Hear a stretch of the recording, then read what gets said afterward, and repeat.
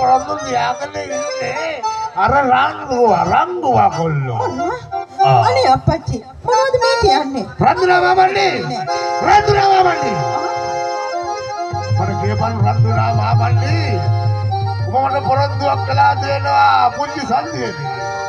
කවදා හරි දවසක මගේ සහයට ලබා දෙන්නේ මේ සුබෝදරි නමක්. නෑ මං ඒ ගැන කිසිම දෙයක් දැනගෙන හිටියේ නෑ රංගු අයියා. අප්පච්චි මේ බලන්නකෝ මං දැනගෙන හිටියට මේව ගැන. රංගු ඔබ මොකද බලන්නේ? කුළු හරගෙන කගේ කුලප්පු වෙලා බොල ඌරු මොලෙක්ක හොඳ වැඩි. කැපිය බලන්න රන්දුනා මාමණ්ඩි ඔක හල්ලි බේකයි කවුරුත් නැති තැන තලි බංගලමේ ගංගාර නදිය අතල හක්කොලක් කරන්න හොඳයි තරුණයන් සමග. කවුද බල හක්කොලක් කරන්න. ඒක තමයි මොනවද රංගු අයියා මේ පවසන්නේ? ඒයි බලවම් මගේ දැසදියා ඒත් එක බලපිය අප්පච්චිගේ දැසදියා කෙලින් බලාගෙන කොට පවසාපා මට බෑ. මොනවා මං කිව්වනේ මට බෑ කියලා. කියන දේ උත්තර දීපන්. ඔබ කාස් දෙකද උදෑසන හක්කලක් කරේ කියලා මේ රන්දුනා මාමණ්ඩි කියපන්. මුසාබස් අප්පච්චි ඔය පවසන්නේ සේරම මුසාබස්. නෑ උසාවසක් දෙන්න බෑ. මොකක් හරි සිද්ධියක් තියෙනවා. කැපිය මොකද්ද කියලා. අනේ මයි අප්පච්චි මට බෑ. මම අප්පච්චි කිව්වනේ දැන් මාව සහයට දෙන්නේ මාව කවදා හරි මේ රංගු අයියාට කියලා මට නම් බෑ. මම මම කිව්වා. මම නැති කාලෙකල තම හොඳ ආරක්ෂාවක් දෙන්න පුළුවන් එක තමයි කිව්වා. බලාපිය මම අප්පච්චි ගාවට වෙලා ඉන්න තිබුණා නම් ඇති. මට බෑ මං කැමති නෑ.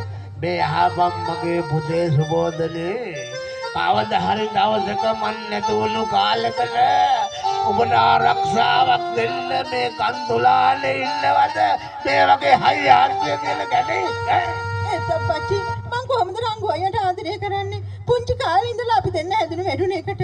එයා මට මගේ සහෝදරයෙක් වගේ මගේ මයියන්නේ වගේ. ඉතින් මං කොහොමද එයාට ආදරය කරන්නේ? කියාපම් මාමල්ලි මේකට මගේ පපු කැරෙත් මොන තරම් ආලවන්තකමක් තියනවද කියලා කියාපම් මාමල්ලි. පුතේ සුබෝදනේ මේකා හොදේකා මේක ආසුකොට පුරෝල දෙන්නේ මොබෙලුවෙන් ඒ හින්දා මේකට ආලවන්තකම පාලා එක වහලක් ගැරලයි දායිත් වලින් සූදානම් වෙන්න ඕන. අනේ මට බෑ මයි අප්පච්චි මට සමා වෙන්න. මට නම් බෑ. මම නම් කැමති නෑ. ඕම් කිව්වා. ඕක කොහම උනත් අවසන් තීරණේ මගේ දැන් ඕකට පුලල් කා ගන්න ඕනේ නෑ.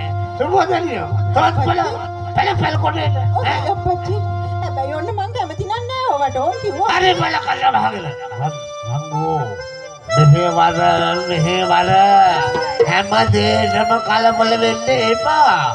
ඒක නාමද ගැටිසි ඉතින් ඔහොම යන්නකොට දරුණෙක් එක්ක කතා බස් කොලා කියලා ඕනෙර උඩක වෙන්නේ එපා බොල. රන්දුනා මාමල්ලි මේක අහපන්.